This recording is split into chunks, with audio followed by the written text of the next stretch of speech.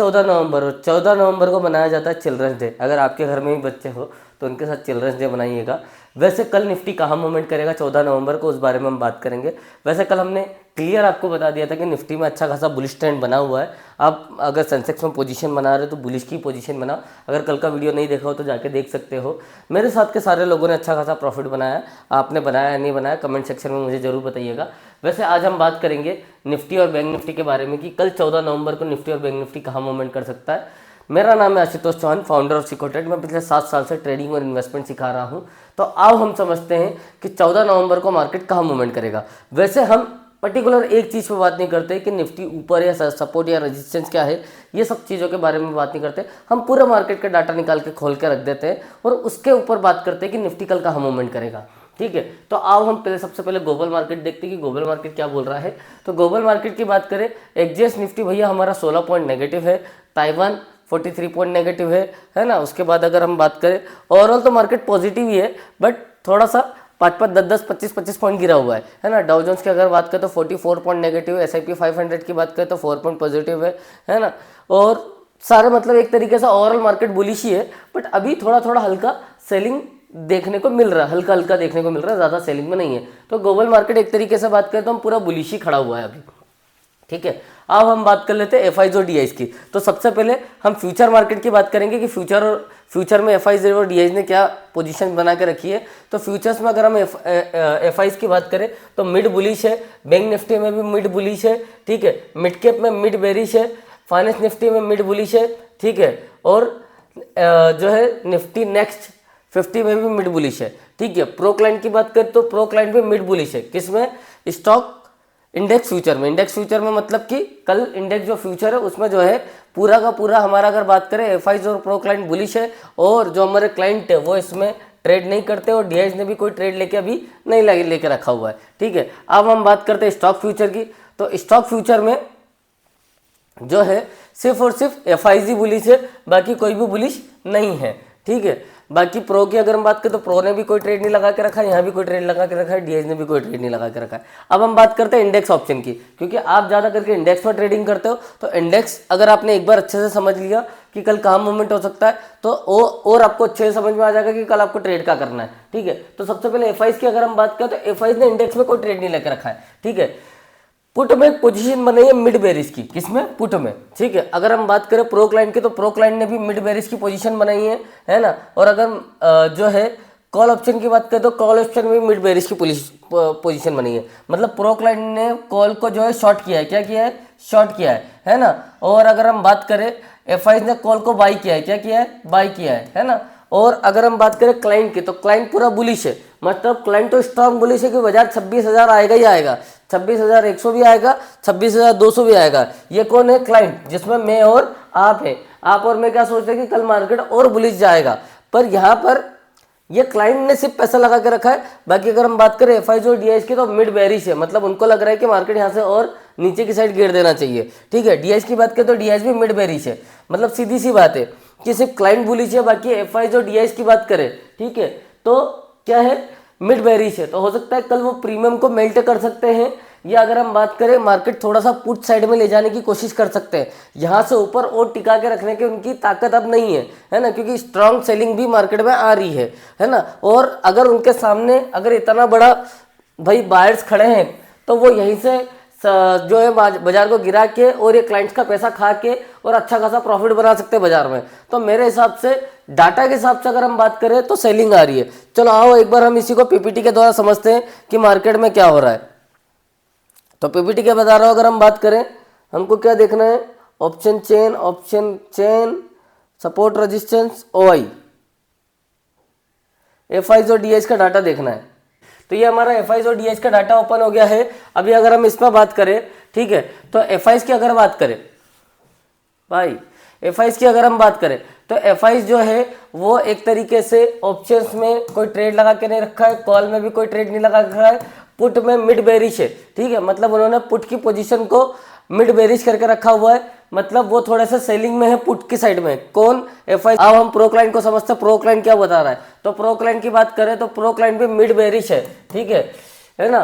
अगर net OI change की बात करें तो पुट साइड जो है 69,926 रुपीज का जो है ओआई चेंज है, और कॉल को अनवाइंडिंग करके रखा है किसने, प्रो क्लाइंट ने। मतलब कॉल को उसने शॉर्ट सेल करके रखा है और पुट को बाय करके रखा हुआ है, ठीक है, किसने, प्रो क्लाइंट ने। प्रो क्लाइंट कौन हो गए, जो बड़े बड़े इन्वेस्टर होते हैं जिनका ग्रुप होता है, वो लोग जो ट्रेडिंग करते हैं वो होते हैं प्रो क्लाइंट। तो उन्होंने कॉल को अनवाइंडिंग करके रखा, मतलब कॉल को शॉर्ट करके रखा है, और पुट को उन्होंने क्या करके रखा है, बाय करके रखा हुआ है। अब हम क्लाइंट का समझते हैं।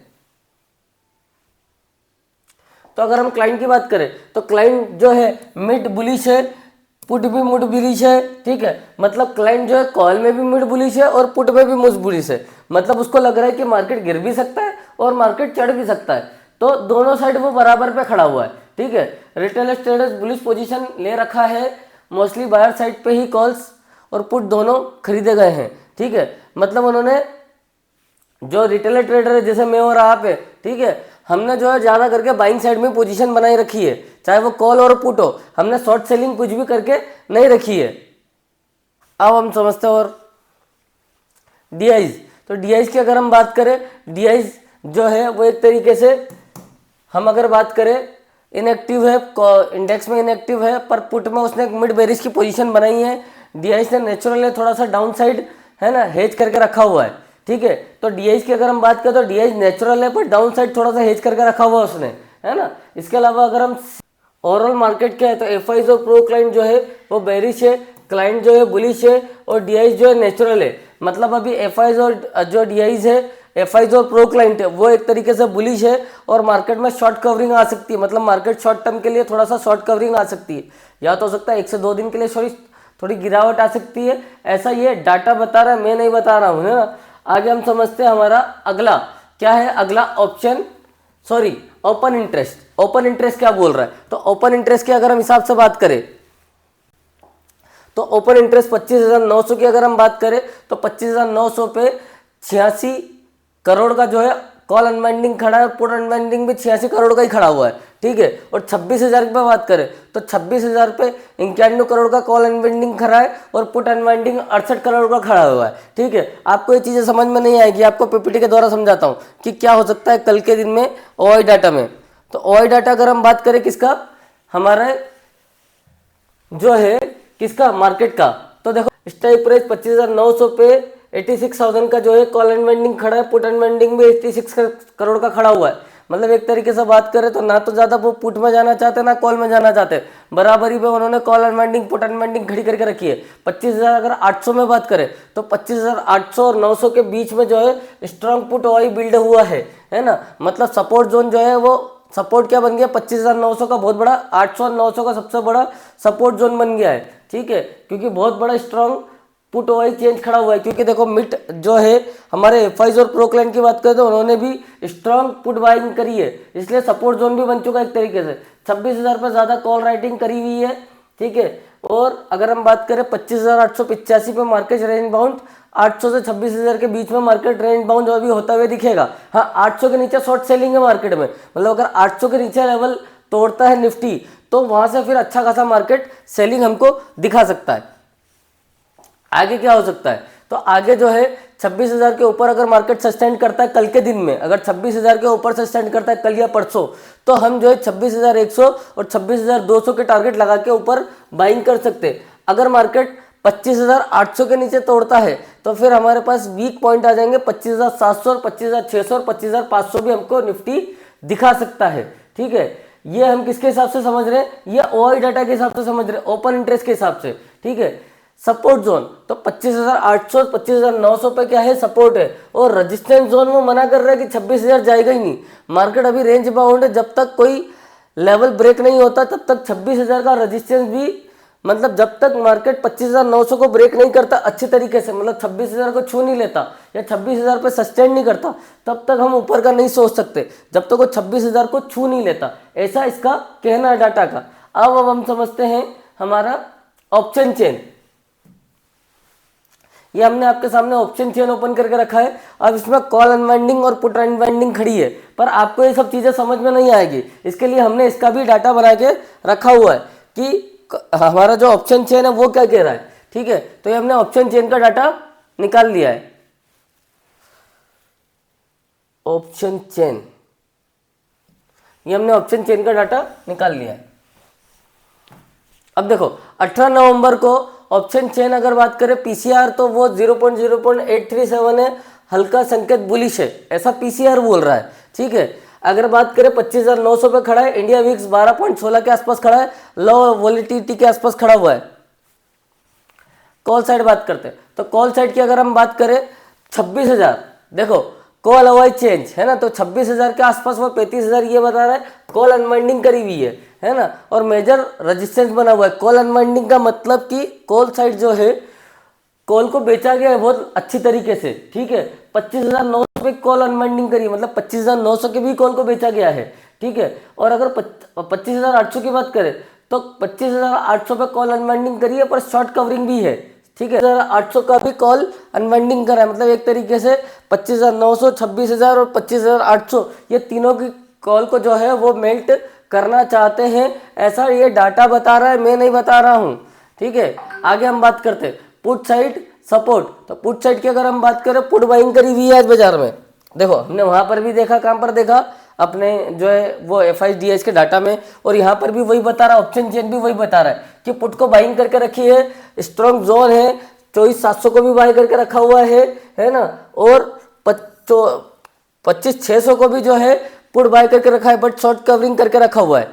मेजर सपोर्ट है, मतलब ये इसके हिसाब से पुट के हिसाब से तो 25,600 दिखा रहा है बाजार, है ना, ऐसा ये पुट बता रहा है। कॉल क्या बता रहा था कि कॉल को तो हमने शॉर्ट करके रखा है, कहां तक करके रखा है, 25,800 तक, पर पुट के हिसाब से 25,800, 700 और 600, ठीक है, सभी बाइंग करके रखी हुई है।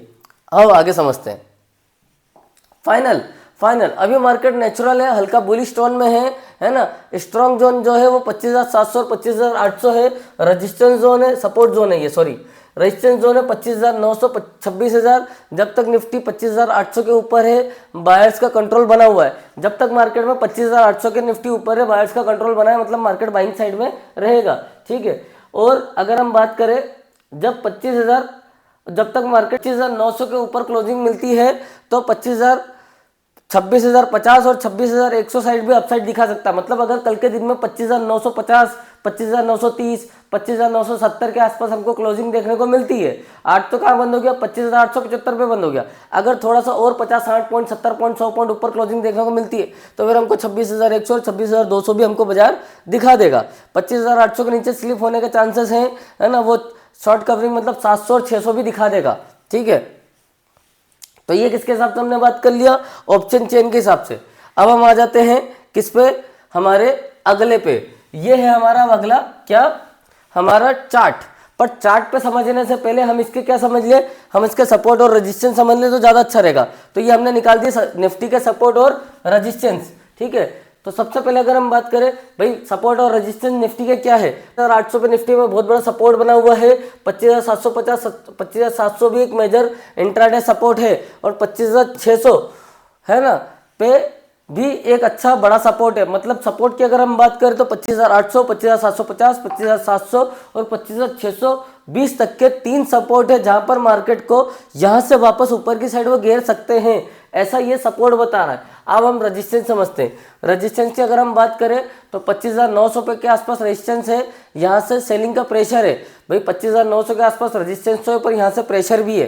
ठीक है ना, 26,020 और 26,050 के जोन पर, ठीक है, जा सकता है बाजार। अगर ब्रेकआउट आता है तो ऊपर की साइड 25,950 के ऊपर अगर ब्रेकआउट आता है, मैंने अभी उसमें भी बात किया था कि अगर 25,950 के ऊपर सस्टेंड करता है कल के दिन में तो फिर हमको वो 26,020 और 26,050 और 26,120 और 26,200 भी दिखा सकता है। पर वहां पर बहुत सारे सेलर बैठे हुए हैं, इसलिए वो 25,950 के आसपास मार्केट को सस्टेंड ही नहीं करने देता है। आज भी 25,970 के आसपास निफ्टी गया था, ऊपर की साइड बढ़ने की कोशिश करी थी, पर उसने वहां पर उसको सस्टेंड नहीं करने दिया, आधा घंटा भी ऊपर खड़ा करने नहीं दिया और वापस नीचे गिर दिया। ठीक है, इसीलिए ऊपर जो है बहुत ज्यादा सेलर बैठे हुए हैं।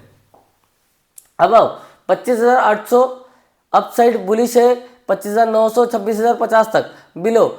अगर 25,800 के नीचे दिखता है तो भैया तो सीधी सी बात है कि 25,800 के ऊपर मार्केट पूरा बुलिश है, 25,800 के नीचे मार्केट पूरा बेरिश है ना, क्योंकि 25,800 के ऊपर अगर मार्केट कल खड़ा रहता है तो हमको 25,950 और 26,050 भी दिखा देगा। और अगर 25,800 के नीचे खड़ा रहता है तो फिर वो हमको 25,700 और 25,620 भी दिखा सकता है नीचे के लेवल। ठीक है, तो ये हमारा होगा सपोर्ट और रेजिस्टेंस। अब हम बात करेंगे निफ्टी के बारे में चार्ट पे। ठीक है, अच्छा ये 3 लाइनें हमने खींच रखी है ना, बहुत देर से बोल रहा हूं तो मेरा गला सूख गया। ये 3 लाइनें हमने खींच रखी है, 1 2 3, ये तीनों सपोर्ट है। और ये जो सपोर्ट है ना, ये कोई एरे गेरे सपोर्ट नहीं है, ये सबसे बड़े सपोर्ट है ना, ये निफ्टी के सबसे बड़े सपोर्ट है। ठीक है, क्योंकि ये अगर हम सपोर्ट की बात करें तो ये वाला सपोर्ट है भैया 25,400। ये वाले अगर हम सपोर्ट की बात करें, ये देखो मेरा वीडियो भी ऊपर आ गया, 25,400 का सपोर्ट है ये सपोर्ट की बात करें तो 24,400 है, और ये सपोर्ट की बात करें तो 23,800 है। ठीक है, तो ये 3 सपोर्ट मेजर सपोर्ट है, हमें नीचे से कोई लेना देना नहीं, हम तो इंट्राडे वाले हैं। ठीक है, पर हमको पता होना चाहिए कि मार्केट में सपोर्ट और रेजिस्टेंस क्या होने वाला है। ठीक है, अब हम बात करते हैं कि हम निफ्टी और कितना ऊपर जा सकता है और कितना नीचे जा सकता है। तो सबसे पहले तो एक ट्रेंड लाइन बना लेते हैं हम निफ्टी की। अच्छा, ये अभी हम जो बात कर रहे हैं बड़े टाइम फ्रेम पे बात कर रहे हैं, है ना, बड़े टाइम फ्रेम पे मतलब ये देखो, ये 25,300 का जो है सही लाइन खींची है ना मैंने, 25,300 का जो है क्या है, रेजिस्टेंस है। अब हमको इतना समझ में आ गया कि बाजार में चलो हमने एक बार 25,300 नहीं, 26,300 का क्या है, रेजिस्टेंस है। ठीक है, अब मार्केट अगर ऊपर आता है तो 25,300 तक दिखाई दे सकता है हमको, है ना, ये हमने इसके सपोर्ट और रेजिस्टेंस बना लिए। अब हम छोटे टाइम फ्रेम पे आते हैं। ठीक है, अब देखो, अब हम छोटे टाइम फ्रेम पे आ गए और हम थोड़े से चार्ट को बड़ा कर लेते हैं, जहां भी हम वर्किंग कर रहे हैं वहां पर आ जाते हैं।